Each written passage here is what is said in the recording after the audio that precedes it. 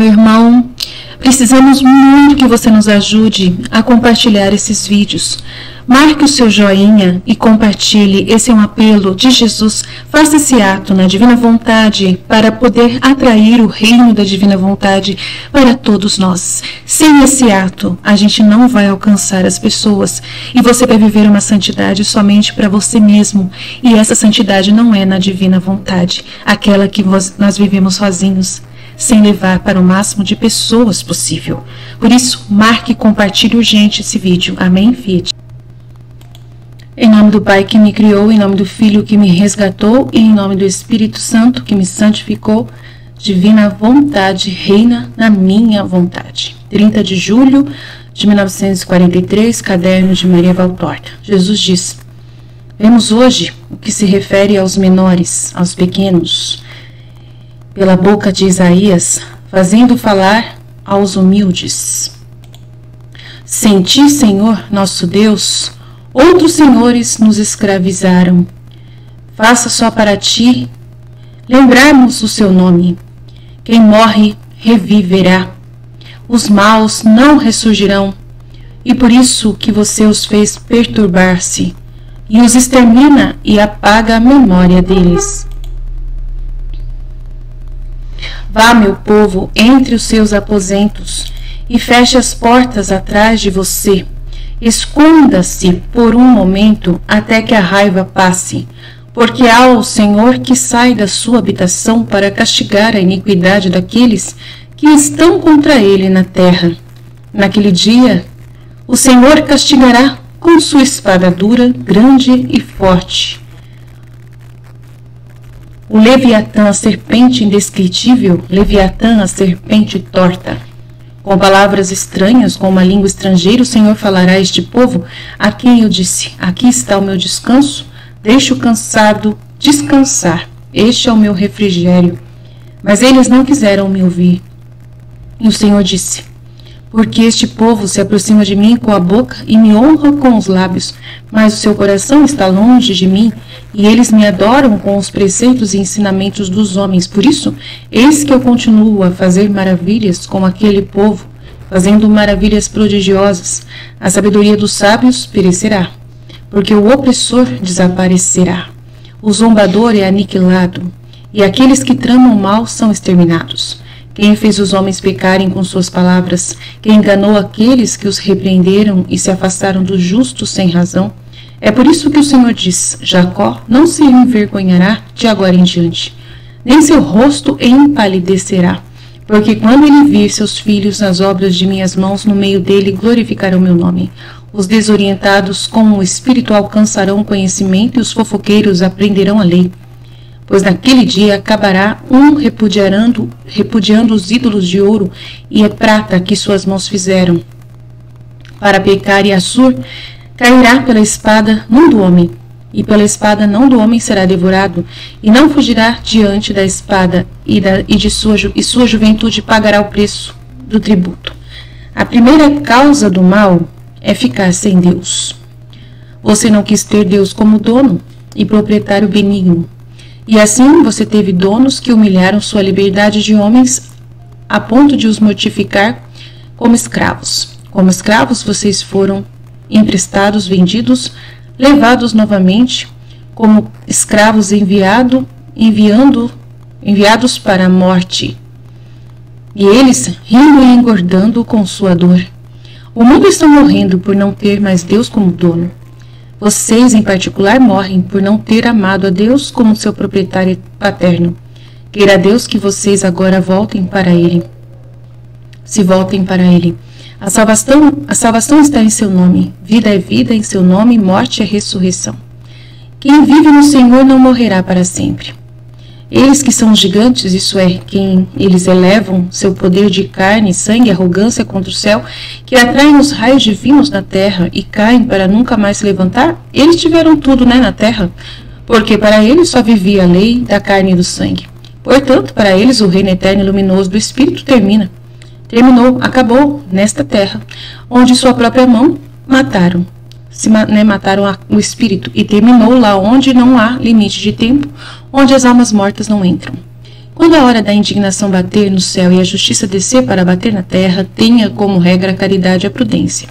Afaste-se, em vez de fazer alarido como os idiotas que vêm a pipa. Ele está falando aqui, quando a indignação bater do céu, bater lá no céu e a justiça descer na terra, nós devemos agir, nós que somos os filhos de Deus, os pequenos, devemos agir com caridade e prudência. Afastar-se, ficar na oração, não reclamar, também não fazer alarido, não ficar bem feito para vocês, não pode, entendeu? Não pode. Então, em vez de fazer alarido como os idiotas que vêm a pipa, retirem-se sem murmurar, tá?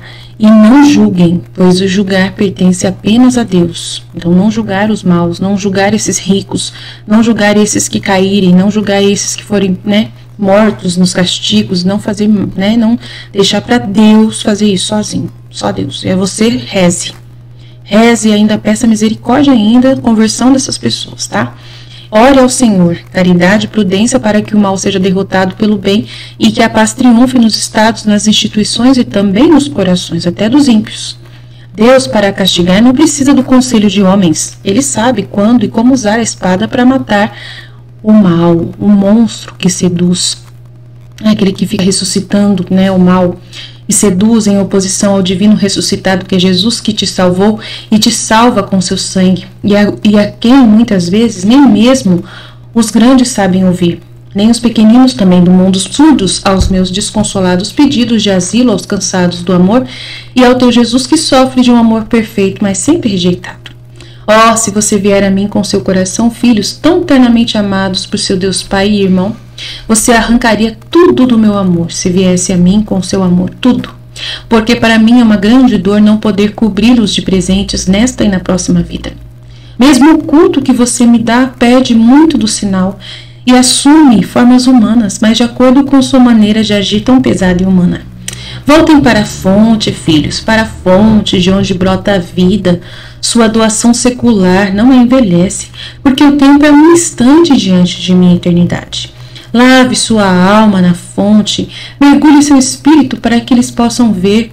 Veja Deus e os prodígios que realizo para provocar sua admiração, de tal maneira que sua mente se despoje da ciência da terra, sábia e falaciosa.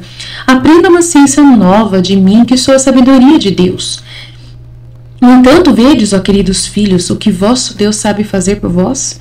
Eu vi a aflição do meu povo escolhido, aquele que você conhece, porque já está sobre você. E aquele que você teria conhecido, já preparado na sombra, eu providenciarei. Mas ai de você também, se a lição não funcionar. Como eu poderia continuar a vir, a prover, a perdoar, se vocês também se tornassem opressores também daqueles que são maus? E se vocês também se tornassem zombadores daqueles que estão sofrendo, que são maus? Dos ímpios que estão caindo? E se você também se distanciar do justo, que o aconselha para seu bem e trama seus enganos contra o próprio justo? Ele é o portador da minha palavra, ele e seus ministros, e na minha palavra está a verdadeira ciência e a verdadeira lei que dá o bem. Mancha de alegria o rosto do teu Jesus e dos seus verdadeiros discípulos, e esse rosto e rostos ficarão assim manchados quando te virem triunfar sobre todas as idolatrias do bom senso, do dinheiro, do orgulho que sempre te atormentaram. Quem quer que sejam os Assur, você entende por si mesmo, mas eu digo a todos, não mereça como eles a espada que não é humana, que vem de Deus, o flagelo que vem de Deus. Não, sejam bons. Seu Deus não quer mostrar a você os flagelos que castiga, mas quer abrir os braços, que só sabem amar e abençoar e dizer-vos, venham, filhos, descansar na paz do vosso Pai. Então Jesus está falando para os pequenos, as pessoas pequenas que estão sofrendo, os pobres estão sofrendo. Então, que ele não quer castigar a gente, Ele quer se ele castigar alguém, que é para a gente orar por essas pessoas para que elas se convertam através dos castigos e que a gente não volte contra a voz de ninguém, contra ninguém que possa estar falando a palavra de Deus e tudo mais. É isso que ele está falando aqui. E Jesus continua dizendo, e agora, depois das tesselas pretas e roxas, tesselas de ouro do mosaico de Isaías. Então ele está explicando os escritos de Isaías aqui. Aí tem outro trecho aqui, ó. Diz o Senhor, eis que ponho em Sião uma pedra como alicerce, uma pedra eleita, angular, preciosa, fundamental. Quem crê não se apresse. Aquele que anda na justiça e diz a verdade, aquele que recusa ganhos fraudulentos, honesto, aquele que aperta a palma da mão para não aceitar suborno, muito bom, é íntegro, aquele que cobre os ouvidos para não ouvir falar de maldade, de sangue, e fecha os olhos para não ver o mal, que habitará nas alturas, subirá para se refugiar na fortaleza das rochas. Ei, Sião, os teus olhos verão Jerusalém, morada da abundância, tenda sem transumância. As suas estacas nunca serão removidas e nenhuma das suas cordas se romperá, porque minha espada ficou alguma coisa no céu, mas não deve ser isso não. Já desce sobre o povo, a espada ficou irada, né? Desce sobre o povo do meu anátema. Anátema quer dizer maldição, para fazer justiça. Então ele vai descer a espada para fazer justiça. Lá eles encontrarão em sua terra devastada os demônios e etc. Procure diligentemente no livro do Senhor e leia. Nenhuma dessas coisas faltará, e uma não existe sem a outra. Porque o que sai da minha boca ele ordenou e o seu próprio Espírito os une. A pedra eleita, angular e preciosa, Jesus Cristo, com base segura sobre a qual se ergue a eterna Sião, é a minha igreja, né, que é a igreja de Cristo, e a moralidade que vem da minha lei, da qual a igreja é cadeira. É inútil tentar substituí-la por outra. Nenhuma é segura e justa como esta, porque é ditada pela mente divina. Mas também nos corações coloca uma pedra angular. Lá nos corações ele coloca uma pedra angular, a igreja, né, de cada coração, sobre a qual deve assentar a vossa Sião espiritual e individual, né, o céu de cada morada, né? Você é uma morada de Deus, então você também tem um tabernáculo dentro de você, né, um trono dentro de você. Então também nos corações eu vou instalar, né, uma pedra, né, um trono, aonde eu vou sentar, né, a Sião, a minha Sião, meu céu espiritual individual de cada um, e a partir do qual o vosso espírito deve lançar-se à ascensão, que traz a mim no reino sobrenatural para o qual vos criei, e que ele não está fechado para você até o momento da morte, mas sempre tem suas portas de luz abertas para você, que é a vida na divina vontade, né? Bem-aventurados os que sabem viver no espírito, sua vida terrena é antecipada à felicidade e amor comigo. Então, já na terra, você já tem uma antecipada vida de amor com Jesus, com Deus. Estes são os que procedem na justiça e na verdade, os que não buscam riquezas mal adquiridas com fraude e usura, com engano e calúnia. São aqueles que não têm sede de vingança por ninguém, nem fome de vícios, limpos de pensamento, de coração e de mãos. Então, são chamados nós, os santos da divina vontade. Espero que todo mundo consiga viver assim, né? Para esses estão reservadas as moradas do reino do meu Pai, e a graça do Senhor os envolve como uma fortaleza de rochas, já desta vida. Eles são seguros, somente sua vontade, né, se perverter a vontade, pode quebrar essa segurança, cujas pedras angulares são a vontade de Deus e sua vontade, sua justiça, a palavra de Deus e a obediência à lei. A Jerusalém, de que fala Isaías, é a minha igreja aqui embaixo, a antecâmara da Jerusalém celestial. Nela há abundância não de riquezas humanas, mas de tesouros divinos, as verdades, né, que nós temos aqui. São fornecidas pela igreja, até o livro do céu, né, o livro da Valtorta, tudo fornecido pela igreja, tudo tesouros divinos, esses tesouros que a gente estuda na escola, né? De perdão, de ciência, como na Jerusalém celeste estão os tesouros divinos das bem-aventuranças, também os sacramentos, também, né? Nenhuma força humana poderá, como um ciclone, devastar minha igreja a ponto de destruí-la. Estarei com ela para servir de estaca e corda. Quando chegar a hora da terra deixar de existir, minha igreja será transportada para o céu pelos anjos, porque não pode perecer, pois está fundada no sangue de um Deus e de seus santos. Um povo, diz Israel, será castigado com a espada da justiça, mas haverá muitos mais, porque em muitos lugares do mundo fornicou com o diabo. E outros ainda estão prestes a pecar, apesar de tudo o que fiz para mantê-los no caminho da vida. Ore muito para evitar novas convicções causadas por novas fornicações com o diabo. Né? São heresias, seitas, uniões que fazem, né? E outras coisas, outras ideias, política, ideologias, Os demônios, já estes, já estão onde eu os punirei. Os demônios são aqueles que, assentados como senhores dos corações, levam as nações à morte. E há cidades em que há poucos corações, que ainda são moradas, que não são moradas de demônios. Legiões e legiões demoníacas se movem como marionetes nações inteiras. E como posso reinar lá onde os corações se tornaram totalmente moradas dos filhos de Lúcifer? Nossa! A palavra profética tem outras aplicações, mas eu queria que você a visse com referências ao momento que você vive. Eu não queria te contar mais para não te perturbar, para não te derrubar mais. Reze, seu Deus abrirá portas para você antes que você conheça o horror final. Então presta atenção, hein? Reze.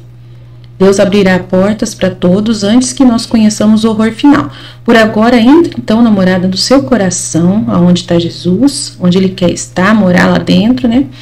E dá-me o teu amor para apaziguar a minha justiça, principalmente a sua vontade humana, né? Em verdade vos digo que morrer de amor é a morte mais cruel, porque, claro, é o martírio dos martírios, porque não sofreis por uma coisa só, mas por toda a criação. Sofre pela atenção a Deus e ao próximo, é a morte do teu Jesus, porque, sabes, a palavra mais apropriada sobre a minha morte não é flagelação, tortura, cruz e amor? Então, é o martírio que a gente vive da vontade divina, né? A vontade humana para dar para a vontade divina é viver assim. O amor é o que sacrificou o Filho de Deus, o amor por você.